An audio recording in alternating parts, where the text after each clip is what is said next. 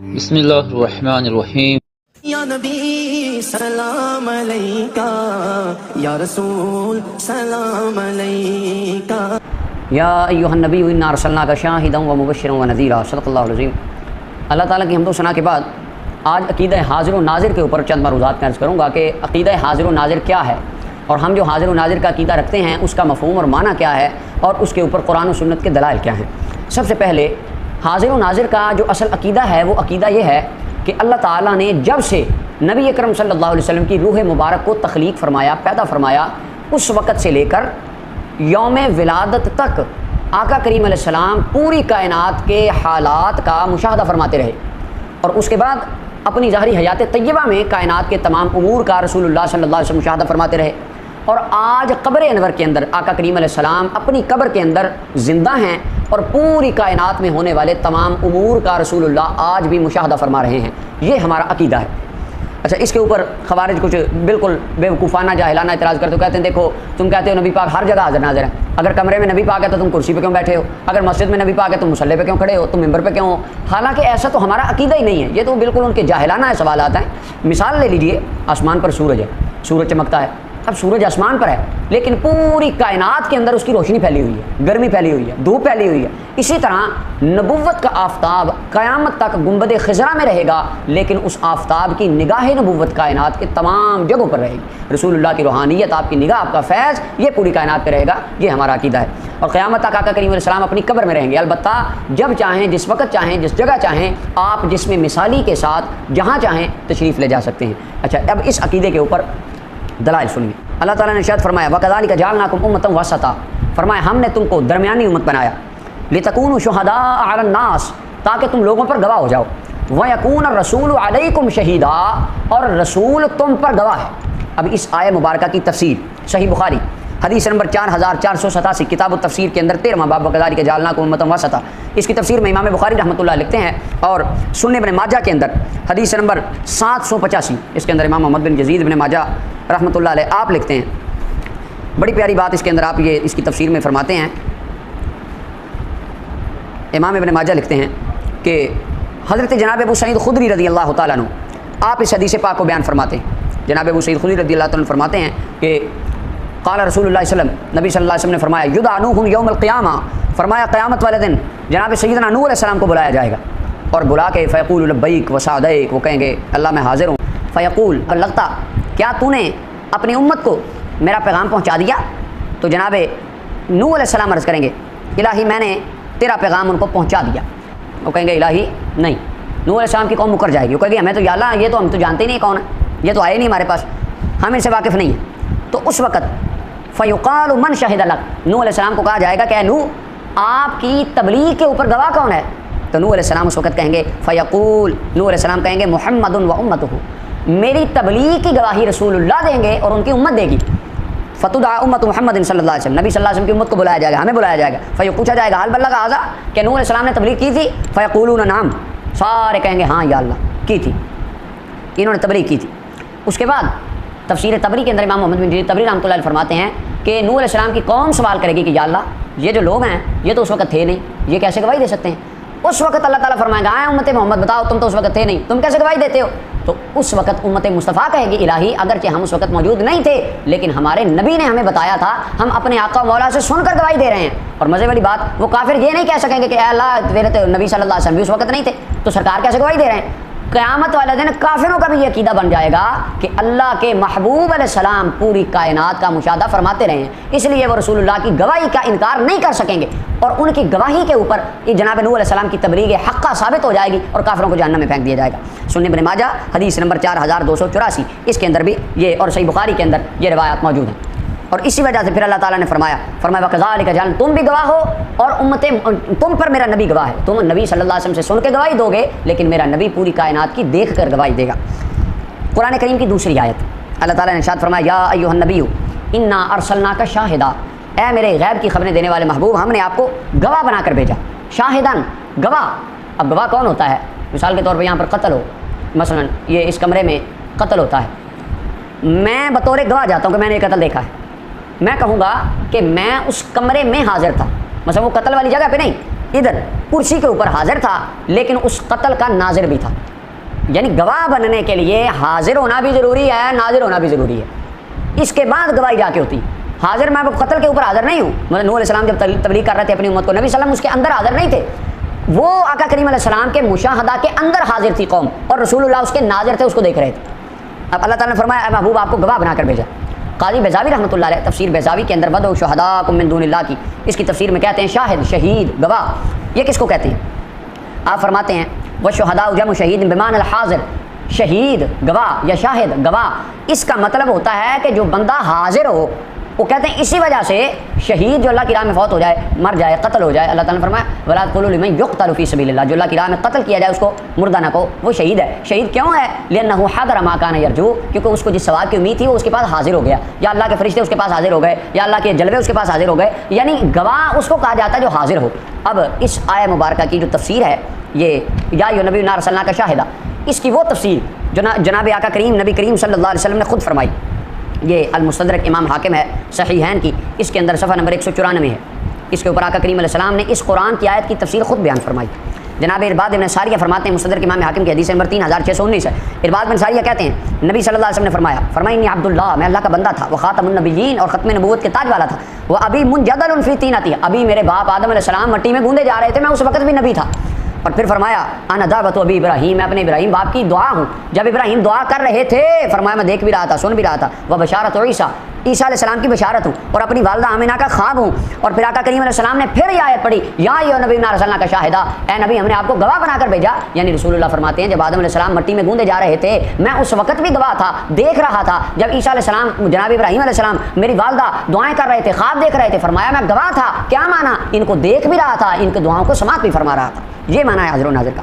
اور امام حاکم کہتے ہیں ھذا حدیث صحیح الاسناد، یہ حدیث کی سند بالکل صحیح ہے اور حدیث صحیح الاسناد ہے، اور اس حدیث مبارکہ کو امام بخاری نے تاریخ الکبیر میں، طبقات ابن سعد میں، مسند احمد بے شمار کتابوں کے اندر موجود ہے۔ امام قرطبی رحمۃ اللہ علیہ فرماتے ہیں، آپ فرماتے ہیں شاہدن کا مطلب یہ ہے رسول اللہ اپنی امت پر اور پچھلی تمام امتوں کی تبلیغ پر گواہی دیں گے قیامت والے دن کہ اللہ میں گواہی دیتا ہوں کہ تمام نبیوں نے تبلیغ فرمائی تھی، میں گواہ ہوں۔ گواہ کون ہوتا ہے؟ جو حاضر ہو، جس نے دیکھا ہو، پتہ چلا رسول اللہ 1,24,000 انبیاء کا دنیا پہ آنا، اپنی امتوں کو کلمہ پڑھانا، تبلیغ فرمانا، سرکار دیکھ بھی رہے تھے، سماعت بھی فرما رہے تھے، اسی لیے رسول اللہ گواہی دیں گے۔ تفسیر الخازن کے اندر امام ابن کثیر نے اور بھی بے شمار باتیں انہوں نے لکھی۔ علامہ آلوسی فرماتے ہیں اس کا مطلب یہ ہے کہ نبی صلی اللہ علیہ وسلم اپنی امت کے اعمال پر گواہ ہیں، اس کی تفسیر آگے آئے گی۔ اچھا یہ دو چیزیں ہوں گی قرآن کریم سے۔ تیسرا استدلال قرآن کریم سورہ البقرہ کی آیت نمبر 243 ہے، الم تر الی الذین خرجوا من دیارہم وهم الوف حذر الموت، اے میرے محبوب کیا آپ نے نہیں دیکھا کہ جب لوگ نکلے اپنے گھروں سے، وہ ہزاروں تھے، حزقیل علیہ السلام کی قوم کا واقعہ بیان ہو رہا ہے کہ ہزاروں سال نبی صلی اللہ علیہ وسلم کی پیدائش سے قبل ایک بستی میں طاعون پھیل گیا، اور وہاں کے کچھ لوگ تھے، وہ لوگ بستی سے بھاگ گئے، پہلے طاعون آیا، بعد میں انہوں نے کہا اب جب طاعون آئے گا ہم چلے جائیں گے، وہ امیر لوگ سارے گاؤں چھوڑ کے بھاگ گئے، غریب مر گئے، وہ امیروں نے جا کر جس جگہ پناہ لی اللہ تعالیٰ نے فرشتوں کو حکم دیا، فرشتہ گیا اس نے وہاں چیخ ماری جا کے، سارے مر گئے۔ حزقیل علیہ السلام اللہ کے نبی کئی دیر بعد ادھر سے گزرے، ڈھانچے پڑے تھے ہڈیوں کے، تو انہوں نے دعا کی اللہ ان کو زندہ کر دیا، اللہ تعالیٰ نے اپنے نبی کی دعا کی برکت سے انہیں زندہ کر دیا۔ اب اللہ تعالیٰ قرآن کریم میں فرماتا کیا ہے؟ اللہ تعالیٰ فرماتا ہے الم ترا، اے میرے محبوب کیا آپ نے نہیں دیکھا؟ اچھا یہ جملہ کس کو کہا جاتا ہے؟ مثال کے طور پہ میں ہوں، میرے ساتھ ایک دوست ہے، ہم جا رہے ہیں، راستے میں کوئی ایکسیڈنٹ ہو جاتا ہے، 6 ماہ سال بعد 2 ماہ بعد ذکر ہو، تو میں اس کو کہوں گا اور یار تم نے دیکھا نہیں تھا وہ کتنا زبردست ایکسیڈنٹ ہوا، تو وہاں کتنا نقصان ہو گیا، وہ کہے گا ہاں بالکل ایسے ہوا تھا ویسے ہوا تھا۔ اب یہ جو کہنا کیا تم نے دیکھا نہیں ہے، اس کو علماء کی اصطلاح میں حمزہ استفہام انکاری کہتے ہیں، جو الف ہے حمزہ ہے، یہ استفہام انکاری کا ہے۔ سادہ انداز میں یہ میں اس طرح سمجھاؤں کہ یہ اس کو کہا جاتا ہے جس نے وہ کام آنکھوں سے دیکھا ہو اور اس کام کے وقوع پذیر ہوتے وقت بندہ ادھر موجود ہو۔ اب اللہ اپنے محبوب کو یہ فرماتا ہے الم ترا، میرے محبوب کیا آپ نے دیکھا نہیں ہے؟ اور تمام مفسرین کرام نے جہاں یہ لفظ قرآن میں آیا وہاں پر لکھا اس کا مطلب ہے کہ یہ تم نے دیکھا ہے، اس کا مطلب یہ مفہوم مخالف مراد ہوتا ہے۔ الم ترا، میرا محبوب کیا آپ نے دیکھا نہیں ہے؟ کیا مطلب آپ نے دیکھا ہے؟ پھر آگے اللہ تعالیٰ ارشاد فرمایا سورہ بقرہ کی آیت نمبر 158 میں الم تر الی الذی حاج ابراہیم، میرے محبوب کیا آپ نے دیکھا نہیں وہ بندہ جو میرے ابراہیم سے جھگڑا کر رہا تھا، یعنی نمرود۔ کیا مانا؟ محبوب جب ابراہیم علیہ السلام سے نمرود مناظرہ کر رہا تھا آپ تب بھی دیکھ رہے تھے، حزقیل علیہ السلام جب مردوں کو زندہ کر رہے تھے آپ تب بھی دیکھ رہے تھے۔ الم تر کیف فعل ربک بعاد، سورہ فجر کی آیت نمبر 6 ہے کہ آپ نے دیکھا نہیں آپ کے آپ نے قوم عاد کے ساتھ کیا کیا؟ کیا مانا کہ میرے محبوب جب ان پر عذاب آیا آپ ان کو دیکھ رہے تھے. الم تر کیف فعل ربک باصحاب الفیل, کیا آپ نے دیکھا نہیں اپنے ہاتھی والوں کے ساتھ کیا کیا؟ کیا مانا کہ میرے محبوب جب ان پر کنکریاں برسی آپ دیکھ رہے تھے. اب یہ الم ترا کی آیتیں قرآن میں بتاتی ہیں کہ رسول اللہ کی ولادت سے پہلے کائنات میں جو کچھ ہوتا رہا رسول اللہ ہر چیز کو دیکھ بھی رہے تھے اور سرکار سماعت بھی فرما رہے تھے. اب قرآن کریم سے چوتھا استدلال سنیے, سورہ البقرہ کی آیت نمبر 30, اذ قال ربک للملائکہ, اور یاد کرو لفظ اذ یہ قرآن کریم میں عربی جگہ میں احادیث طیبات میں اکثر طور پر جہاں پر آئے اس سے پہلے اذکر فعل مقدر نکالا جاتا ہے. مفسرین علامہ جلال السیوطی رحمۃ اللہ علیہ اس کے اندر جلالین میں بھی لکھتے ہیں, دیگر تمام مفسرین نے اس کی وضاحت فرمائی ہے کہ یہ قانون ہے جہاں پر اذ کا لفظ آئے اس سے پہلے اذکر فعل کو محذوف مانا جاتا ہے. اس کا مطلب ہوتا ہے اذ یاد کرو, اذکر یعنی یاد کرو, ذکر کرو, سوچو. اچھا اب یاد بات کس کو کروائی جاتی ہے؟ جس کے ذہن میں, جس کے مشاہدے میں وہ بات پہلے سے ہو. مثال کے طور پر پاکستان میں کوئی انسیڈنٹ پیش آتا ہے بڑا مشہور, سارے لوگ جانتے ہیں. میں کسی کو کہتا ہوں کہ بھائی وہ یاد ہے تمہیں جب یہ واقعہ ہوا تھا, وہ کہتا ہاں اس طرح ہوا تھا. یا وہ پچھلی مثال لے لیں, ہم ایک خدا نخواستہ ایک حادثہ دیکھتے ہیں, میں کہوں بھائی تمہیں یاد ہے وہ حادثہ, یاد کرو ذرا جب ہم دو جا رہے تھے, تو کہتا ہاں بالکل ایسے ہی ہے. یہ یاد اس کو کروایا جاتا ہے جس کو علم ہو. اللہ میرے محبوب یاد کرو. قال ربک للملائکہ, جب آپ کے رب نے فرشتوں سے کہا انی جاعل فی الارض خلیفہ, میں زمین میں خلیفہ بناؤں گا. ابھی آدم علیہ السلام نہیں بنے. یاد کرو, یاد کس کو کروایا جاتا ہے؟ جس کو علم ہو. وَإِذْ قُلْنَا لِلْمَلَائِكَةِ اسْجُدُوا لِآدَمَ, میرا محبوب یاد کرو ذرا جب ہم نے فرشتوں کو کہا کہ آدم کو سجدہ کرو. وَإِذْ نَجَّيْنَاكُمْ مِنْ آلِ فِرْعَوْنَ, اور یاد کرو جب ہم نے فرعون والوں سے عذاب سے تمہیں نجات دے دی, بنی اسرائیل والوں کو. اور فرمایا وَإِذِ اسْتَسْقَىٰ, یاد کرو جب موسیٰ کی قوم نے بارش طلب کی آ کر. وَإِذْ قَالَ مُوسَىٰ لِقَوْمِهِ إِنَّ اللَّهَ يَأْمُرُكُمْ, اور یاد کرو جب موسیٰ کی قوم نے, موسیٰ علیہ السلام نے اپنی قوم کو کہا کہ اللہ تمہیں حکم دیتا گائے ذبح کرو. وَإِذْ أَخَذَ اللَّهُ مِيثَاقَ النَّبِيِّينَ, میرے محبوب یاد کرو جب اللہ نے آپ کی صدارت میں جلسہ میلاد مصطفیٰ منایا تھا. وَإِذِ ابْتَلَىٰ ابراہیم ربہ بکلمات, یاد کرو جب اللہ نے ابراہیم کو آگ میں ڈالا تھا. وَإِذْ قَالَ إِبْرَاهِيمُ رَبِّ أَرِنِي كَيْفَ تُحْيِي الْمَوْتَىٰ وَإِذْ يَرْفَعُ إِبْرَاهِيمُ الْقَوَاعِدَ, یاد کرو جب ابراہیم کعبہ بنا رہا تھا. وَإِذْ قَالَتِ الْمَلَائِكَةُ يَا مَرْيَمُ, یاد کرو جب اللہ کے فرشتوں نے آ کے ماں مریم کو کہا رب تجھے بیٹا دینے والا ہے. اِذْ قَالَ اللَّهُ يَا عِيسَىٰ إِنِّي مُتَوَفِّيكَ, یاد کرو جب اللہ نے عیسیٰ کو یہ کہا. اللہ تعالیٰ آدم علیہ السلام کی تخلیق سے پہلے سے لے کر جناب عیسیٰ کے وصال آسمان پر جانے تک اذ کا لفظ استعمال فرما کے اللہ فرماتا ہے یاد کرو, یاد کرو میرے محبوب یاد کرو. یہ سارے واقعات آپ دیکھ بھی رہے تھے, آپ سماعت بھی فرما رہے تھے, یعنی یہ سارے واقعات آپ کے سامنے پیش آئے, آپ ان سارے واقعات کا مشاہدہ فرما رہے تھے. یہ اذ کا لفظ بولا ہی اس کو جاتا ہے جس کو علم ہو. اب یہ چوتھا طریقہ تھا حاضر و ناظر کے اوپر قرآن کریم سے استدلال کا. احادیث طیبات کے اندر بھی بے شمار مقامات پہ آقا کریم علیہ السلام نے اس کی صراحت فرمائی. سابقہ امم کے احوال کو نبی صلی اللہ علیہ وسلم مشاہدہ فرما رہے تھے. صحیح بخاری حدیث نمبر 5705 ہے. نبی صلی اللہ علیہ وسلم نے فرمایا عُرِضَتْ عَلَيَّ الْأُمَمْ, مجھ پر امتیں پیش کی گئی, میں نے ساری امتوں کے احوال کا مشاہدہ کر لیا. یعنی نبی صلی اللہ علیہ وسلم ساری امتوں کو بھی جانتے ہیں, ان کے انبیاء کو بھی جانتے ہیں. اب یہ تو واضح ہوگا علم الغیب کے اندر اس کی میں کئی مثالیں حدیث کے اندر دے چکا کہ آقا کریم علیہ السلام پہلی امتوں کے احوال اپنے صحابہ کو سنایا کرتے تھے. یہ احوال وہی سنا سکتا ہے جو وہاں کا مشاہدہ فرما کے آیا ہو. اور ہمارا ایمان ہے کہ جب ان انبیاء اولیاء اور ان کی امتوں کے یہ واقعات پیش آتے تھے ثواب و عقاب کے, تو رسول اللہ اس کا مشاہدہ فرما رہے تھے. اب اگلا مسئلہ کہ جب رسول اللہ دنیا پہ آئے تو اس وقت آقا کریم علیہ السلام پوری دنیا کا مشاہدہ فرما رہے تھے. اس کے اوپر صحیح بخاری کی حدیث نمبر 1333 ہے. جناب ابو ہریرہ فرماتے ہیں نبی صلی اللہ علیہ وسلم ان نبی صلی اللہ علیہ وسلم عن نجاشی فی اليوم الذی مات فیہ, نبی صلی اللہ علیہ وسلم نے عین اس دن جس دن حضرت نجاشی کا حبشہ میں وصال ہوا رسول اللہ نے خبر دی, فرمایا میرے صحابہ نجاشی فوت ہو گئے. یہ آقا کریم علیہ السلام کی نگاہ مشاہدہ تھی جو اللہ نے آپ کو عطا فرمائی. اور اسی طرح صحیح بخاری حدیث نمبر 3630 ہے. جناب انس بن مالک فرماتے ہیں نبی صلی اللہ علیہ وسلم نے حضرت جعفر حضرت زید رضی اللہ عنہ کی شہادت کی ہمیں خبر پہلے ہی دے دی, اس سے پہلے کہ قاصد آتا اور آ کے ان کی خبر دیتا. سرکار نے پہلے ہی بتا دیا کہ جعفر بھی شہید ہو گیا, زید بھی شہید ہو گیا. اور پھر صحیح بخاری حدیث نمبر 1246 اور 3757 ہے. اس کے اندر بھی وہ آقا کریم علیہ السلام نے جنگ موتا کا پورا نقشہ بیان فرمایا. فرمایا میرے صحابہ زید نے جھنڈا پکڑ لیا, زید شہید ہو گیا. ثم اخذ جعفر, فرمایا جعفر طیار نے پکڑ لیا, فاصیبہ, وہ بھی شہید ہو گیا. ثم اخذ عبداللہ بن رواحہ, عبداللہ بن رواحہ نے پکڑ لیا, وہ بھی شہید ہو گیا. اور آقا کریم علیہ السلام کی آنکھوں سے آنسو جاری تھے. پھر فرمایا ثم اخذها خالد بن الولید سیف من سیوف اللہ، اللہ کی تلواروں میں سے تلوار خالد بن ولید نے جھنڈا پکڑ لیا، ففتح له، اللہ نے ان کو فتح عطا فرما دی۔ جنگ کہاں پر لڑی جا رہی ہے؟ رسول اللہ مسجد نبوی کے ممبر پر بیٹھ کے اپنے صحابہ کو نقشہ بیان کر رہے ہیں۔ یہ آقا کریم علیہ السلام کی نگاہ مشاہدہ تھی کہ سرکار بیٹھے مدینے میں ہیں لیکن پوری کائنات کے حالات کا مشاہدہ فرما رہے ہیں، اور یہ عقیدہ ہمارا حاضر و ناظر کا ہے کہ آقا کریم علیہ السلام گنبد خضرا میں ہیں، آج بھی رسول اللہ کی ہم پر نگاہ ہے اور سرکار ہمارے اعمال کا مشاہدہ فرماتے ہیں۔ اور اسی طرح بے شمار روایات ہیں، صحیح بخاری کی حدیث نمبر 3045 ہے، 3346 ہے، صحیح مسلم کی حدیث نمبر 7041 ہے۔ ان تمام حدیث کا آپ مطالعہ کر لیجئے، یہ کافی لمبی لسٹ ہو جائے گی اگر میں ساری کو پڑھوں۔ آقا کریم علیہ السلام دنیا پہ تھے تو محبوب علیہ السلام فرماتے تھے، مشاہدہ فرماتے تھے، خبریں دیتے تھے۔ اور صحیح بخاری حدیث نمبر 4085 ہے، صحیح مسلم کے اندر، طبرانی معجم الکبیر کے اندر، صحیح ابن حبان کے اندر، کنز العلماء، بے شمار کتابوں میں حدیث موجود ہے۔ جناب عقبہ بن عامر فرماتے ہیں ان نبی صلی اللہ علیہ وسلم ایک دن آقا کریم علیہ السلام نکلے، فصلی علی اہل احد، رسول اللہ اہل احد کے قبرستان پر آئے، نبی علیہ السلام نے ان کے اوپر نماز جنازہ پڑھی، ثم انصرف الی المنبر، پھر حضور ممبر کی طرف گئے۔ اب عرس پہ کیا ہوتا ہے، ہم جاتے ہیں، جا کے حضرت میاں شیر ربانی رحمۃ اللہ علیہ آپ کے مزار پہ حاضری دیتے ہیں، حاضری دینے کے بعد دعا کرتے ہیں، دعا کے بعد ہم جاتے ہیں پھر ممبر کی طرف، وہاں جا کر تقریر کرتے ہیں، تقریر سنتے ہیں۔ اب یہ کام کر کے جو عین عرس میں آج ہوتا ہے، جو شریعت کے مطابق عرس ہیں، جو خرافات ہیں ان کی بات نہیں کرتے، جو شریعت کے مطابق ہیں، یہ کام کر کے رسول اللہ نے بتا دیا کہ میرے امتی بھی اگر یہ کام کریں گے تو شرک نہیں ہوگا، مصطفیٰ کی سنت ہوگا۔ تو حضور آئے ممبر پر اور فرمایا انی فرط لکم، میں تمہارا فرط ہوں۔ اس کی تفسیر بہت لمبی بڑی خوبصورت ہے، وہ کسی اور موقع پر کریں۔ وانا شہید علیکم، فرمایا میں تم پر گواہ ہوں۔ وانی لانظر الی حوضی الان، اور محبوب علیہ السلام نے ارشاد فرمایا میں اب اپنے حوض کو دیکھ رہا ہوں۔ اللہ اکبر، حالانکہ رسول اللہ کا حوض ابھی تو نہیں ہے دنیا پہ، 1400 سال میں کسی نے نہیں دیکھا، قیامت والے دن لگے گا۔ سرکار فرماتے ہیں وہ جو تب لگے گا نا، میں مصطفیٰ آج ہی اس کا مشاہدہ فرما رہا ہوں، میرے علم میں ہے وہ کیسا ہوگا، وہ کیا ہوگا، کہاں لگے گا، میں کیسے پانی پلاؤں گا۔ فرمایا میری نگاہ نبوت اور میری قوت مشاہدہ جو اللہ نے مجھے عطا فرمائی ہے، اس کی مدد سے میں آج ہی اس کو دیکھ رہا ہوں۔ اور یہی ہمارا عقیدہ ہے کہ رسول اللہ 1400 سال پہلے ہمارے ان احوال کو جانتے تھے، اور میرا ایمان ہے کہ آج میں یہاں پر بیٹھ کر جو یہ آقا کریم علیہ السلام کے حاضر و ناظر کے اوپر گفتگو کر رہا ہوں، 1400 سال پہلے وہ دعا کے چہرے والے محبوب میرے اس عمل کو بھی جانتے تھے کہ میرا غلام آئے گا، وہ 14 صدیوں کے بعد بیٹھ کے میری شان اس طرح بیان کرے گا۔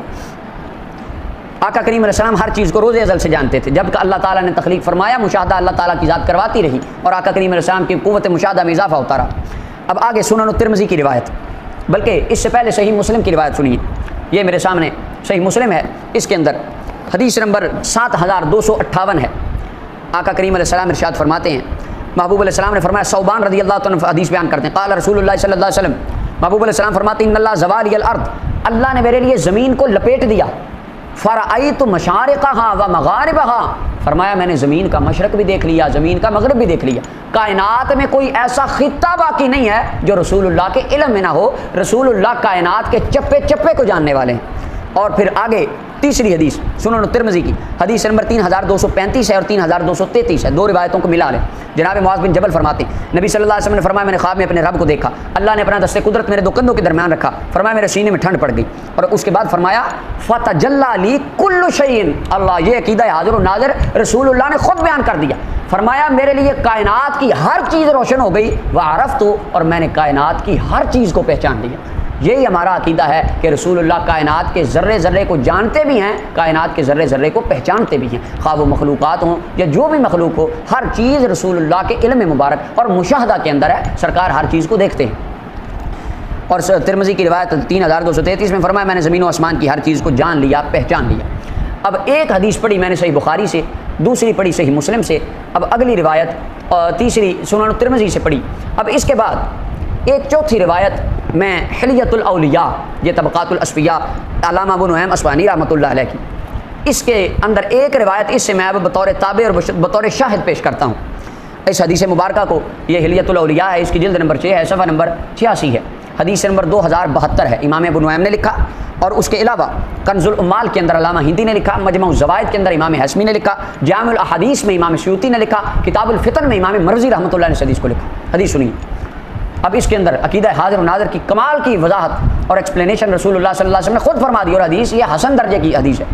عبداللہ بن عمر فرماتے ہیں، قال رسول اللہ صلی اللہ علیہ وسلم، نبی صلی اللہ علیہ وسلم نے فرمایا، ان اللہ عز وجل قد رفع لی الدنیا، فرمایا اللہ نے میرے لیے دنیا کو اٹھا دیا، فَأَنَا أَنظُرُ إِلَيْهَا، فرمایا میں دنیا کے اندر دیکھ رہا ہوں، وَإِلَىٰ مَا هُوَ كَائِنٌ فِيهَا إِلَىٰ يَوْمِ الْقِيَامَةِ، اور اس دنیا میں قیامت تک جو کچھ ہونے والا ہے فرمایا میں مصطفیٰ سب کچھ دیکھ رہا ہوں۔ کأنما انظر الی کفی ھذا، فرمایا گویا کہ میں اپنی ہتھیلی کو دیکھ رہا ہوں، جس طرح ہتھیلی کو دیکھا جاتا ہے، فرمایا اتنی قریب سے کائنات کے ہر ذرے کے ہر کام کو میں مصطفیٰ آج ہی دیکھ رہا ہوں۔ یہ رسول اللہ فرماتے ہیں۔ آقا و مولا حضور سرور عالم صلی اللہ علیہ وسلم نے کتنی وضاحت سے یہ بات فرما دی، اور ہمارا بھی یہی ایمان ہے۔ آقا کریم علیہ السلام آج بھی گنبد خضرا میں ہیں، لیکن سرکار پوری کائنات کو اس طرح دیکھتے ہیں جس طرح اپنی ہتھیلی کو دیکھا جاتا ہے۔ یہ عقیدہ ہم نے اس حدیث سے نکالا ہے۔ وہ خارجی کہنے لگا میں جو کمرے میں بیٹھ کے تقریر کر رہا ہوں کہ تو نبی پاک کو پتہ ہے، تو سنیوں سے پوچھو، کہیں گے ہاں نبی پاک کو پتہ ہے۔ تو سنیوں سے پوچھوں کہ کون سی وحی آئی ہے تمہیں جو تمہیں پتہ چل گیا؟ ہم کہتے ہیں یہ دیکھیں یہ رسول اللہ کا فرمان وحی بن کے آیا ہمارے پاس کہ ہمارے آقا مولا کو ہر چیز کا پتہ ہے۔ اس کے بعد یہ تھا ایک طریقہ، آقا کریم علیہ السلام کو اللہ تعالیٰ نے کائنات کا مشاہدہ کروایا۔ دوسری بات، اللہ تعالیٰ نے قرآن نازل کرنے کے ساتھ ساتھ رسول اللہ کو مشاہدہ کروایا۔ مثلا اللہ تعالیٰ قرآن کریم میں ارشاد فرماتے ہیں ہر تر چیز، ہر خشک چیز، ہر بڑی چیز، ہر چھوٹی چیز، کل صغیر و کبیر مستتر، ہر چیز قرآن میں لکھی ہوئی الا فی کتاب مبین، اور فرمایا قد جاءکم من اللہ نور و کتاب مبین، یہ آیات کی لسٹ میں علم الغیب قرآن سے جو اس کے اندر میں بیان کر چکا ہوں۔ اچھا اس کے اندر اب اللہ فرماتا ہے ہر چیز قرآن میں ہے۔ اب کائنات کا ہر کام، ہر چیز، عبداللہ ابن عباس یا مولا علی رضی اللہ عنہما ان جیسے اصحاب سے یہ مروی ہیں، تفاسیر کے اندر آتا ہے کہ آپ فرماتے ہیں اگر میری رسی گم جائے تو میں قرآن پڑھتا ہوں، قرآن بتا دیتا ہے تمہاری رسی کدھر ہے۔ فرمایا میری سواری کا پلان گم جائے میں قرآن سے پوچھتا ہوں، قرآن بتا دیتا ہے تمہاری سواری کا پلان کدھر ہے۔ اب ہماری عقل چھوٹی ہے کہ ہماری کوئی چیز گم جائے ہمیں قرآن سے کیسے ملے؟ یہ ہمارا ظرف اور علم تھوڑا ہے، ان کا علم زیادہ تھا۔ اگر صحابہ کرام کو گمی ہوئی رسیاں قرآن سے مل سکتی ہیں تو رسول اللہ کو پوری کائنات کا علم بھی تو قرآن سے مل سکتا ہے نا، کیونکہ قرآن ان کو پڑھ کے اتنا علم آ گیا تو جس کے سینے پہ قرآن نازل ہوا اس محبوب کو کتنا علم آئے گا۔ یعنی قرآن نازل فرمانے کے ساتھ ساتھ اللہ تعالیٰ نے جناب آقا کریم علیہ السلام کی قوت مشاہدہ میں اضافہ فرما دیا۔ کس طرح؟ اچھا اس کی سادی سی مثال سمجھے کہ ایک کھجور کا درخت بڑا ہونے سے پہلے وہ کیا ہوتا ہے، ایک گٹھلی میں سے کونپل نکلتی ہے، پھر چھوٹا سا پودا بنتا ہے، پودے کے بعد تناور درخت بنتا ہے، پھر اس کی مضبوط جڑیں بنتی ہیں، پھر اس کے اوپر پتے لگتے ہیں، پھر اس کے اوپر پھل لگتا ہے۔ اب یہ پتے، پھل، تناور درخت، اس کا لکڑی، اس کا تنا، اس کی جڑیں، اس کی تمام چیزیں اور تمام کوالٹیز، خوبیاں یہ بننے سے پہلے کدھر تھیں؟ ایک چھوٹی سی گٹھلی کے اندر۔ جو اللہ ایک چھوٹی سی گٹھلی میں اتنا بڑا درخت بند فرما سکتا ہے وہ پوری کائنات کی ہر شے کا علم قرآن میں بھی بند فرما سکتا ہے۔ یہ ایک عقلی چیز ہے۔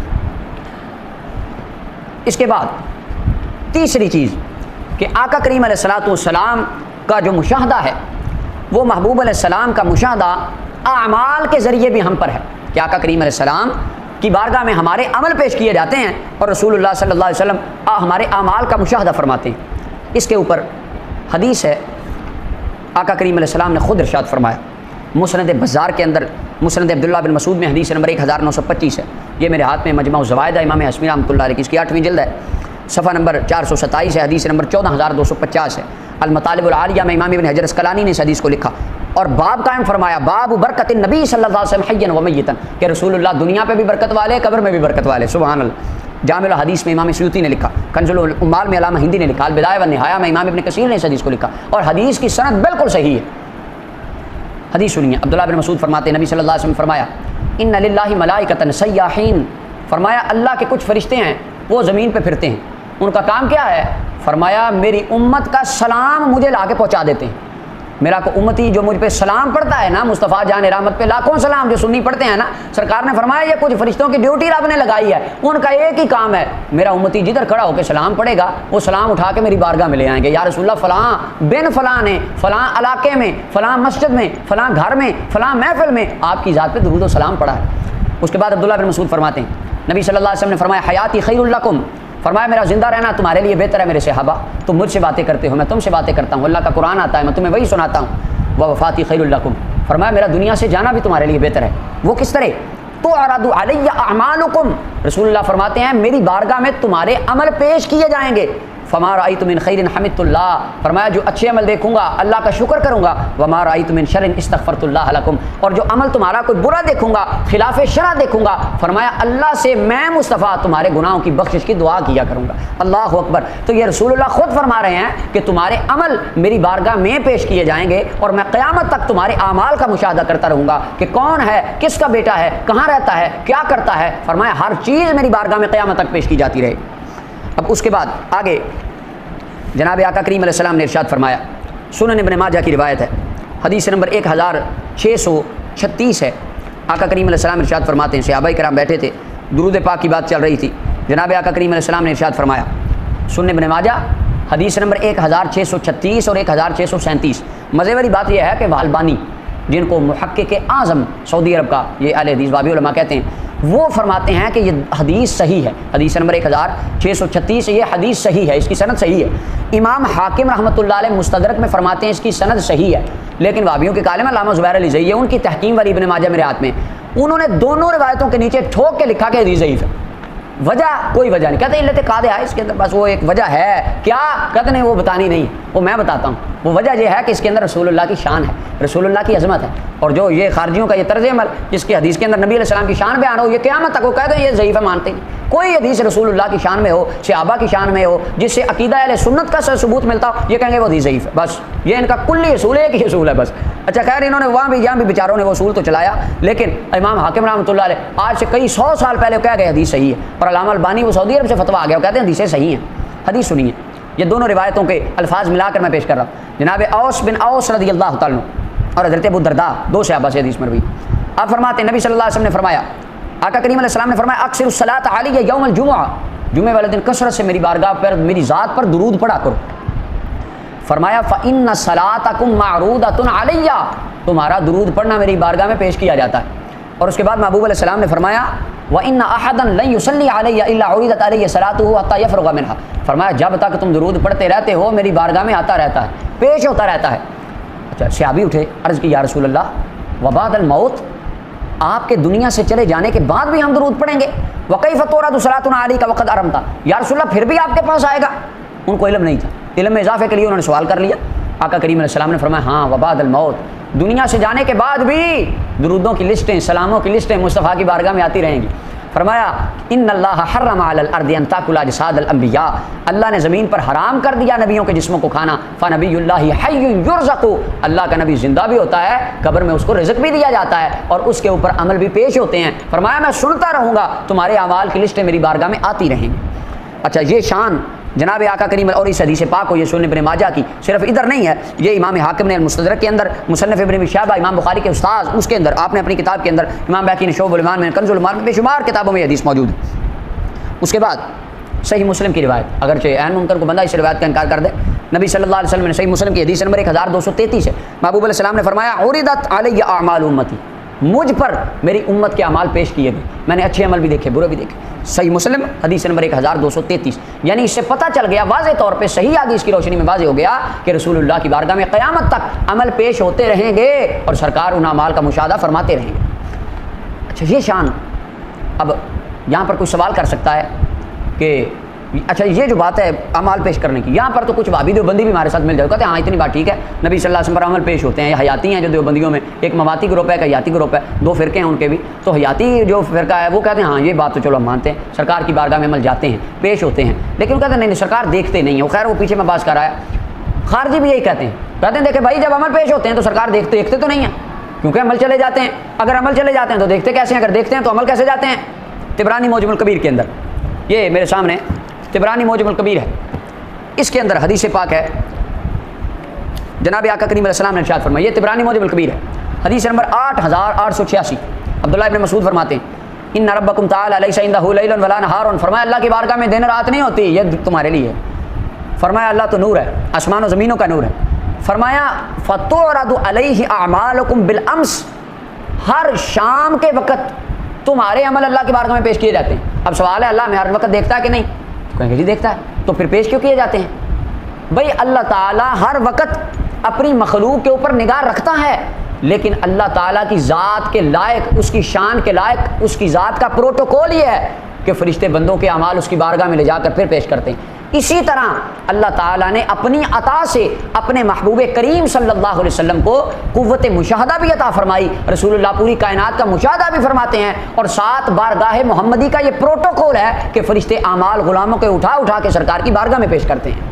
اچھا، اور یہ اگر بات یہ کی جائے کہ رسول اللہ کے بارے میں صرف عمل پیش ہوتے ہیں، تو یہ بات رسول اللہ کے ساتھ خاص نہیں ہے، بلکہ یہ تو آقا کریم علیہ السلام نے اپنی حدیث میں فرمایا تمہارے مردوں پر بھی تمہارے عمل پیش ہوتے ہیں. حدیث پاک سنیے، یہ المستدرک امام حاکم، اس کی جلد نمبر 5 ہے اور صفحہ نمبر 437 ہے. اس کے اوپر آقا کریم علیہ السلام حدیث نمبر 7919 صحیح الاسناد روایت، جناب نعمان ابن بشیر رسول اللہ کے صحابی، آپ فرماتے ہیں لوگوں میں نے رسول اللہ کو فرماتے سنا تھا، سرکار نے فرمایا اللہ اللہ فی اخوانکم من اہل القبور، فرمایا اللہ کیا شان ہے تمہارے قبروں والے بھائیوں کی، ان اعمالکم تورد علیہم. یہاں پر ان وہابی دوستوں کو بھی غور کرنا چاہیے جو کہتے ہیں نہیں نہیں قبر والے مٹی ہو گئے، ان کو کچھ نہیں پتا، وہ تو سلام کا جواب ہی نہیں سنتے.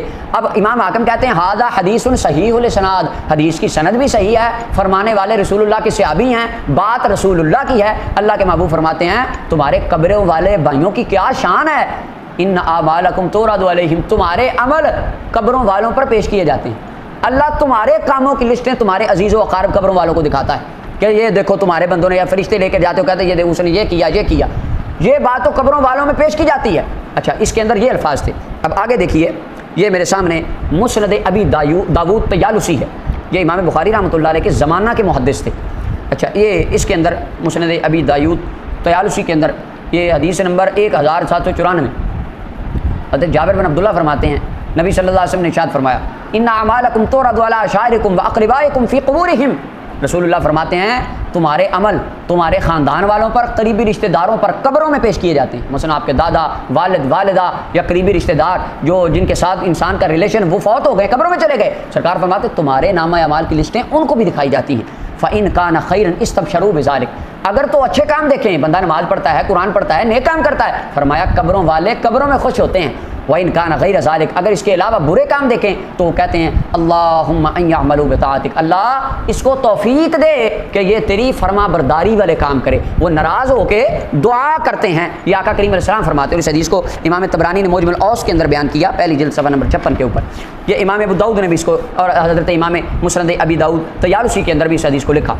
یعنی یہ پروٹوکول تو عام مومنوں کو بھی اللہ تعالیٰ عطا فرماتا ہے. اس میں نبی صلی اللہ علیہ وسلم کی خاصیت تو ہے کہ آقا کریم علیہ السلام کو تو سلام بھی جاتا ہے، درود بھی جاتا ہے، ہر چیز جاتی ہے، لیکن اس کا کچھ حصہ عام مسلمانوں کو بھی ملا ہوا ہے. اس کے بعد آخری اس کے اوپر بات جو ہے یہ میرے سامنے ہے کتاب الزہد، حضرت عبداللہ ابن مبارک رحمۃ اللہ علیہ. اللہ اکبر، کیا بات! عبداللہ بن مبارک، کون عبداللہ بن مبارک؟ اچھا، ان کا تعارف میں چونکہ بہت بڑے صوفی اللہ کے ولی اور محدث تھے، میں تو پھر کروں گا. ہمارے کچھ رفع یدین کرنے والے دوست وہ جب ان کو حدیث سناتے ہیں نا ترمذی کی کہ نبی عبداللہ بن مسعود نے فرمایا لا اصلی بکم صلاۃ رسول اللہ، تمہیں وہ نماز پڑھاؤں جو رسول اللہ کی تھی، تو آپ نے پہلی مرتبہ بس ہاتھ اٹھائے، پھر پوری نماز میں رفع یدین نہیں کیا. ہم کہتے ہیں کہ اس حدیث سے رفع یدین منسوخ ہو گیا، ہم نہیں کرتے، یہ ہماری دلیل ہے. اچھا، وہ ایک علمی کتابی خارجی وہ بھی کہنے لگا عبداللہ بن مبارک فرماتے ہیں. کون عبداللہ بن مبارک؟ وہ کھینچ کے ذرا، کون عبداللہ بن مبارک؟ وہ عبداللہ بن مبارک. آگے ان کی 2-3 شانیں بیان کر کے کہتے وہ فرماتے ہیں یہ حدیث تو ثابت نہیں، حالانکہ وہ عبداللہ بن مبارک کا قول بھی بالکل اس کی سند درست نہیں. امام ترمذی نے بغیر سند کے لکھا ہے اور اس کی سند نہیں، اور وہ اس حدیث کے بارے میں آپ نے فرمایا ہی نہیں ہے. یہ ان کے فہم کے اور ادراک کی غلطی ہے. عبداللہ بن مبارک رحمۃ اللہ علیہ نے حدیث ابن مسعود فلم یرفع یدی اللہ فی اول مرہ اس کے بارے میں یہ نہیں فرمایا، وہ اور بات ہے. اچھا خیر، وہ میں بات نہیں کرتا، وہ اس پر ناراض ہو جاتے، کہتے ہیں آپ کو تو پتہ ہی نہیں، ہمیں پتہ ہے سر. ٹھیک ہے، آپ کو سارا پتہ ہے، واقعی نہیں پتہ کچھ. خیر، وہ کہتے ہیں یہ وہ عبداللہ بن مبارک ہیں جو یہ فرماتے ہیں. اچھا، میں یہاں پر بڑی محبت سے ایک بات کرتا ہوں، یہ وہی عبداللہ بن مبارک ہے، وہی عبداللہ بن مبارک، وہ جو ترمذی والے اور رفع یدین کی حدیث کی نچلی لائن والے جہاں آپ کو قول ان کا نظر آتا ہے. اب دیکھیں یہ ادھر کیا فرماتے ہیں. عبداللہ بن مبارک فرماتے ہیں ان ابا الدرداء کان یقول، عبداللہ بن مبارک اپنی سند کے ساتھ حدیث لائے ہیں کتاب الزہد میں صفحہ نمبر 468 کے اوپر. فرماتے ہیں ابو الدرداء رضی اللہ عنہ فرماتے تھے ان اعمالکم تعرض علی موتاکم. حضرت ابو الدرداء فرماتے تھے کہ تمہارے کام قبروں میں تمہارے عزیز و اقربا پر پیش کیے جاتے ہیں. آپ کا عقیدہ قبروں والے تو سنتے ہی نہیں، وہ تو مار کے مٹی میں ہو گئے، ان کو تو پتہ ہی کچھ نہیں. ہاں جی، وہ تو کچھ کر ہی نہیں سکتے، وہ تو دعا ہی نہیں کرتا. آپ کہتے ہیں دعا تو زندوں سے کراؤ، دعا قبر والے کوئی دعا نہیں کرتے. عبداللہ بن مبارک فرماتے ہیں فیسرون ویساؤون، وہ خوش بھی ہوتے ہیں ناراض بھی ہوتے ہیں. اچھا کام دیکھیں خوش ہوتے ہیں، برا کام دیکھیں تو ناراض ہوتے ہیں اور دعا کرتے ہیں کہ اللہ اس کو نیک کام کی ہدایت عطا فرما. اب یہ عبداللہ بن مبارک فرماتے ہیں. اور حضرت ابو درداء فرمایا کرتے تھے اللہم انی اعوذ بک ان اعمل عملا یخزی بہ عبداللہ بن رواحہ، اللہ میں تیری پناہ میں آیا کہ ایسا کام کروں جس کے ساتھ قبر میں میرے ماموں عبداللہ بن رواحہ مجھ سے ناراض ہو جائیں۔ یعنی ان کا عقیدہ تھا میرے ماموں عبداللہ بن رواحہ سے ابی رسول رضی اللہ تعالیٰ جو قبر میں ہیں وہ میرے کاموں کو دیکھتے بھی ہیں، ان کے اوپر میرے اعمال پیش بھی کیے جاتے ہیں، وہ راضی بھی ہوں گے ناراض بھی ہوں گے۔ اب حضرت ابو درداء کا یہ فرمانا اس بات کی دلیل ہے کہ قبروں میں اللہ والے اپنے پچھڑوں کے کاموں کو جانتے بھی ہیں، پہچانتے بھی ہیں اور ان کے لیے دعائیں بھی کرتے ہیں۔ اب یہ تو آپ کے عقیدے پر عبداللہ بن مبارک نے ایک پورا گرینڈر چلا دیا اور ذبح کر دیا آپ کے عقیدے کو عبداللہ بن مبارک نے۔ اب آپ عبداللہ بن مبارک رضی اللہ عنہ کی یہ بات مانتے ہیں؟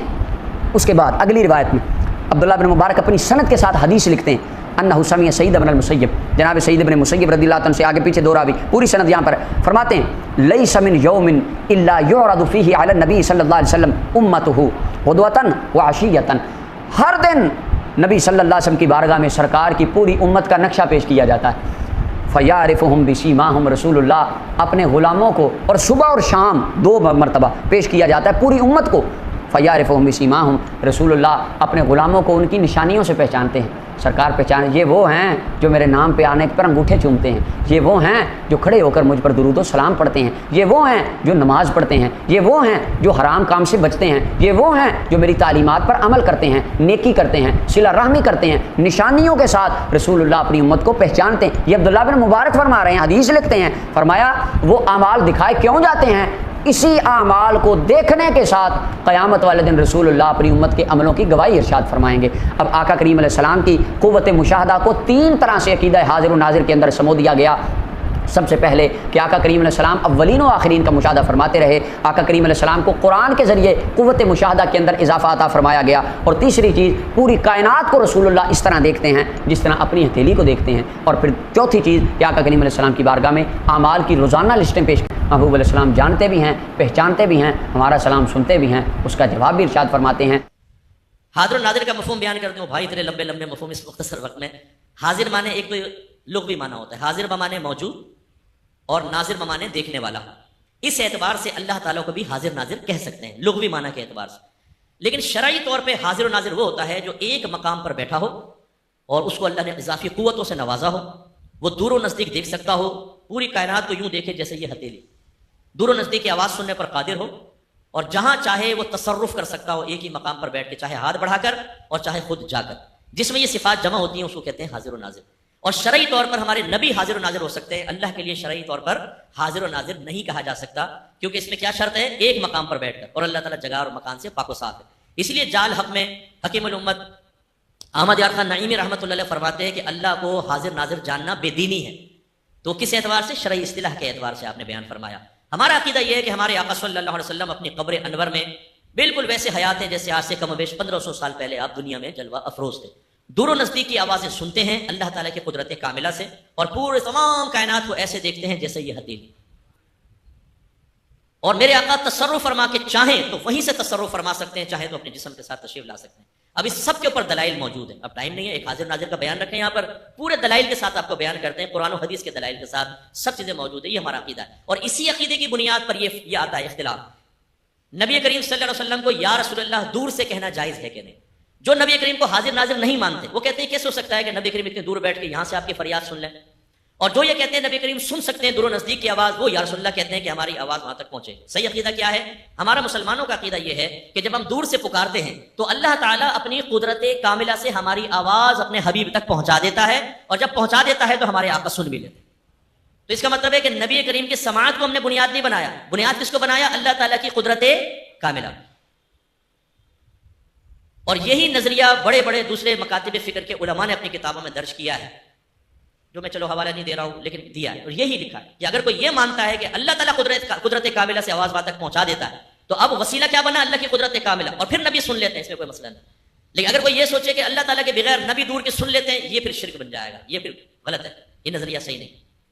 اعلیٰ حضرت نے بڑی پیاری بات بیان فرمائی۔ بعض لوگ کہتے ہیں کہ اگر آپ یہ کہیں کہ نبی دور سے سن لیتا ہے تو اللہ بھی دور سے سنتا ہے، یہ شرک ہو جائے گا۔ اعلیٰ حضرت فرماتے ہیں کہ اللہ تو دور کی سنتا ہی نہیں۔ کیوں؟ فرمایا ثابت کرو کہ اللہ کسی سے دور ہے، وہ تو شہرت سے زیادہ قریب ہے، وہ صرف قریب کے سنتا ہے، دور سے سننا میرے نبی کا خاصہ ہے۔ کیونکہ میرے آقا جسمانی لحاظ سے ہم سے دور ہیں، اگرچہ ہماری روحوں کے قریب ہیں، ہمارے دل کے قریب ہے میرے آقا، جسمانی لحاظ سے دور ہیں، تو دور سے پکارنا تو نبی کو ہی پکارا جائے گا، اللہ تعالیٰ تو ہماری شہر سے قریب ہے۔ فإنی قریب، اللہ نے فرمایا حبیب اگر یہ بندے میرے بارے میں کوشچن کریں تو کہہ دیجئے فإنی قریب، بس بے شک میں تو قریب ہوں، وہ شہرت سے زیادہ قریب ہے، تو اللہ قریب کی آواز سنتا۔ سمجھ آئی؟ اب میں آپ سے کوشچن کرتا ہوں، آپ موبائل یوز کرتے ہیں، امریکہ میں ایک آدمی بیٹھا ہے، ایک کال کرتے ہیں، اس کی آواز سنتے نہیں سنتے؟ آپ سنتے ہیں؟ ایک لائیو میچ چل رہا ہوتا ہے برطانیہ کے اندر، یہاں بیٹھ کے آپ دیکھ رہے نہیں دیکھ رہے؟ اب آپ دور کے سن بھی رہے ہیں اور دیکھ بھی رہے ہیں، بتائیں شرک ہوگا کہ نہیں ہوگا؟ جواب کیا ہوگا؟ نہیں صاحب، ہم یہ کوئی دعویٰ کر رہے ہیں، ہم تو ڈیوائس کے ذریعے کر رہے ہیں، اس کا مطلب ڈیوائس بیچ میں آ گئی تو شرک ختم، اور ہم ڈیوائس نہیں، ہم اللہ کی قدرت کاملہ کو کہتے ہیں، وہ بیچ میں ہے، جب قدرت کاملہ بطور وسیلہ بیچ میں ہے تو شرک کہاں ہوگا؟ یہ کہ حضور صلی اللہ علیہ وسلم کو عالم الغیب کہنا درست ہے؟ پہلی بات تو ہے کہ سرکار کو عالم الغیب نہیں کہہ سکتے، ویسے تو لفظی ترجمہ عالم مانے جاننے والا، غیب مانے غیب، غیب کا جاننے والا، ہمارے نبی غیب جانتے ہیں، لیکن یہ عالم الغیب کا ورڈ جو ہے نا، یہ اصطلاحی اعتبار سے اس ذات کے لیے استعمال ہوتا ہے جس کے پاس علم غیب ذاتی طور پر، ذاتی کا مطلب کسی کا دیا ہوا نہ ہو، وہ صرف اللہ کی ذات ہے، باقی نبیوں کے پاس یا ان کے وسیلے سے ہم تک بھی جو غیب پہنچا ہے یہ عطائی کہلاتا ہے۔ تو عالم الغیب اس ذات کو کہتے ہیں جس کے پاس علم غیب ذاتی ہو، اور وہ اللہ ہی ہے، اس لیے نبی کریم کو اگر کوئی عالم الغیب کہے تو یہ غیر مناسب ہے، اور اگر معنی سمجھ کر کرے تو مشرک ہو جائے گا کہ اس نے اللہ کے ساتھ اس کو ملا دیا معنی سمجھ کر، لیکن عمومی طور پہ معنی نہیں سمجھا جاتا، ایسا کر لیا جاتا ہے۔ تو بہرحال عالم الغیب صرف اللہ کی ذات ہے۔ باقی غیب جو ہوتا ہے، غیب ایسی پوشیدہ چیز کو کہتے ہیں جس کو آپ نہ دیکھ سکیں، نہ سونگھ سکیں، نہ چکھ سکیں، نہ سن سکیں، نہ چھو سکیں۔ یہ 5 ذرائع ہوتے ہیں کسی علم کو، کسی چیز کی موجودگی کو معلوم کرنے کے لیے، اور نہ عقل سے اس کو جان سکیں، یعنی کوئی آلہ ایجاد کرنا، کچھ ایسا ایجاد کر کے جاننا ہو، وہ غیب ہے۔ جیسے ذات باری تعالیٰ، کیا اللہ تعالیٰ کو آپ نے دیکھا ہے؟ معاذ اللہ سے کوئی آواز سنی ہے، کوئی خوشبو سونگی ہے، معاذ اللہ چکھا ہے یا چھوا ہے، یا آپ نے کوئی آلہ ایجاد کیا تھا جس سے وجود باری تعالیٰ پر دلیل ملی تھی؟ نہیں، صرف میرے نبی نے بتایا، یہ ہے غیب، اور اس کا علم جب حاصل ہوتا ہے اس کو علم غیب کہتے ہیں۔ تو یاد رکھیں لفظ نبی جو ہے نا، نبی اس کا مطلب یہ ہوتا ہے غیب کی خبر دینے والا۔ نبی آتا ہی غیب کی خبر دینے کے لیے، یاد رکھیں، دیگر بھی ہوتے ہیں لیکن بڑا مقصد کیا ہوتا ہے؟ غیب کی خبر دینے کے لیے آتا ہے، اور وہ دعوت دیتا ہے کہ تم ان چیزوں پہ خود مطلع نہیں ہو سکتے، میں تمہیں بتا رہا ہوں یہ ہے تو میرا کہنا مانو بس۔ یہی امتحان ہوتا ہے کہ عقل سے جان نہیں سکتے، حواس خمسہ سے معلوم نہیں کر سکتے، اب پتہ نہیں یہ صحیح کہہ رہے ہیں یا غلط کہہ رہے ہیں۔ تو مسلمان جو تھے صحابہ، انہوں نے کہا یہ تو ہم سوچیں گے نہیں کہ شاید صحیح نہ ہو، ہم کہتے ہیں جو نبی نے فرمایا حق فرمایا، وہ غیب پر ایمان لائے، مسلمان ہوئے، جس نے نہیں مانا وہ تباہ ہوا۔ اب آپ ذرا دیکھیے، ذالک الکتاب لا ریب فیہ ھدی للمتقین الذین یؤمنون بالغیب، اللہ تعالیٰ فرما رہا ہے یہ وہ ذیشان کتاب ہے جس میں شک کی کوئی گنجائش نہیں، یہ متقین کے لیے ذریعہ ہدایت ہے۔ متقین کون ہیں؟ جو غیب پر یقین رکھتے ہیں، ایمان مانے یہاں پہ یقین، غیب پر یقین رکھتے ہیں، زور سے بولے غیب پر۔ اب میں آپ کو کہتا ہوں، میں ایک بات کہنے لگا ہوں، اس پر آپ کو یقین کرنا ہوگا، کریں گے؟ بولے کریں گے؟ چلو کر لو، کر لے یقین۔ کیا سوال ذہن میں آیا؟ بھائی بات تو بیان کریں تب یقین کریں گے نا، اس کا مطلب ہے یقین کب حاصل ہوتا ہے؟ جب چیز معلوم تو ہو نا، اس پر یقین ہوتا ہے۔ اللہ کیا فرما رہا ہے؟ متقین کون ہے؟ جو غیب پر یقین رکھتے ہیں، اس کا مطلب ہے ان کو غیب مل گیا، اس پر یقین رکھتے ہیں۔ اور وہ غیب کس طرح ملا؟ میرے آقا نے بتایا، اللہ ہے، تقدیر ہے، آخرت ہے، میدان محشر ہوگا، پل صراط ہوگا، حوض کوثر ہوگا، احتساب ہوگا، جنت ہے، دوزخ ہے، عذابات قبر ہیں، فرشتے ہیں، جن ہیں، یہ سب غیوبات ہیں، اللہ کے نبی نے بتائے، تو میں دعویٰ کر سکتا ہوں کہ مجھے اور آپ کو بھی علم غیب حاصل۔ لہٰذا عقیدہ بس یہ رکھنا چاہیے کہ اللہ تعالیٰ کا علم غیب ذاتی، نبی کریم صلی اللہ علیہ وسلم کا عطائی، اللہ تبارک و تعالیٰ کا قدیم یعنی ہمیشہ سے ہے، نبی کریم صلی اللہ علیہ وسلم کا غیر قدیم ہے، یعنی پہلے آپ کے پاس نہیں تھا پھر اللہ نے دیا۔ اس کو خاص لفظ سے تعبیر کرتے ہیں حادث، حا الف دال اور سا، حادث، قدیم حادث۔ اللہ تعالیٰ کا علم غیب لا محدود، اس کی کوئی حد نہیں ہے، نبی کریم صلی اللہ علیہ وسلم کے علم غیب کی ایک حد ہے۔ اللہ تعالیٰ کے علم غیب پر نہ کبھی فنا واقع ہونا ممکن ہے نہ فنا واقع ہوئی، نبی کریم صلی اللہ علیہ وسلم کے علم غیب پر فنا واقع ہونا ممکن ہے، اگرچہ کبھی واقع نہیں ہوگی، اگرچہ واقع نہیں ہو، لیکن فرق کیا ہوا؟ اللہ تعالیٰ کے علم غیب پر فنا ممکن نہیں ہے اور نبی کریم کے علم غیب پر فنا ممکن ہے، یہ فرق۔ اور ہوگا کیوں نہیں؟ کیونکہ اللہ نے واضح فرمایا وَلَلْآخِرَةُ خَيْرٌ لَكَ مِنَ الْأُولَىٰ، اے حبیب ہر آنے والی گھڑی آپ کے لیے پہلی گھڑی سے افضل ہے۔ تو سرکار تو ترقی مائل پر ترقی ہے، علم غیب کا چھن جانے کا مطلب تنزلی ہے، اور یہ میرے مصطفیٰ کے لیے نہیں، سرکار کے لیے عروج اور کمال ہی کمال ہے، فضائل ہی فضائل ہے، برکت ہی برکت ہے۔ اور اللہ رسول کے علم غیب کو جو برابر کہے وہ کافر و مشرک، جو اللہ کے علم کی 4 صفات ہیں، ایک صفت نبی کریم کے مان لے کوئی ایک صفت، وہ کافر و مشرک۔ اور یہ یاد رکھیے کہ نبی کریم صلی اللہ علیہ وسلم کو علم غیب بتدریج آہستہ آہستہ دیا گیا، جیسے جیسے قرآن کی آیات نازل ہوئیں، اس قرآن سے متعلق جتنے علوم غیبیت سرکار کو ملے، پھر اگلی آیت، پھر ملے، پھر اگلی آیت، پھر ملے، پھر آگے اس طرح ہوتے ہوتے پورے قرآن کا نزول تمام ہوا۔ یہ اللہ نے الہامات مزید فرمائے، تو پھر 23 سالہ زندگی کے اندر اعلان نبوت کے بعد سرکار کو علم غیب اللہ نے دیا، جس کو ما کانا و ما یکون کا علم بھی کہتے ہیں۔ مخلوق کی پیدائش سے لے کر اور لوگوں کے جنت دوزخ میں جانے تک اللہ تعالیٰ نے سب بات کہنے لگا ہوں سنو اور خاموش ہو جاؤں۔ تو آپ کہیں گے نا وہ سب بتائیں، میں کہوں جان لو۔ تو آپ کہیں گے جب تک آپ بیان نہیں کریں گے ہمیں کیسے پتہ چلے گا؟ اس کا مطلب ہے جو آپ کے اندر ہے وہ جب آپ کہیں گے تو وہ بیان بنے گا، آپ کا معافی ضمیر ظاہر ہوگا۔ تو علماء نے فرمایا کہ جو اللہ نے فرمایا قرآن کا بیان ہمارے ذمہ کرم پر ہے، اس کا مطلب یہ کہ جب ایک آیت نازل ہوتی اللہ تعالیٰ اس کو حبیب کے سینے میں نہ صرف محفوظ فرماتا بلکہ اس سے متعلق جتنے علوم، نقائد، لطائف اور نکات ہوتے اللہ تعالیٰ سب اپنے حبیب کو سکھا دیتا۔ اللہ تعالیٰ سکھانے والا اور میرے آقا سیکھنے والے، اندازہ کریں سکھانے والا بھی کامل، سیکھنے والا کامل، میرے نبی کے علوم کی کیا انتہا ہو۔ اسی لیے علماء نے بیان فرمایا کہ ایک چڑیا سمندر میں اپنی چونچ ڈال کر نکالے اور اس کی چونچ سے قطرہ گرے تو تمام مخلوق کے علم کی مثال ایسی ہے جیسے اس چڑیا کی چونچ سے گرنے والا پانی کا قطرہ، اور میرے حبیب کے علم کی مثال ایسی ہے جیسے پورا سمندر۔ اتنے علوم ہیں میرے آقا کے پاس۔ ویورز، سنی اسلامک فیکٹ چینل کو لائک، شیئر اور سبسکرائب کیجیے اور بیل بٹن کو ضرور دبائیں تاکہ آپ کو ہمارے سبھی ویڈیوز ملتے رہیں۔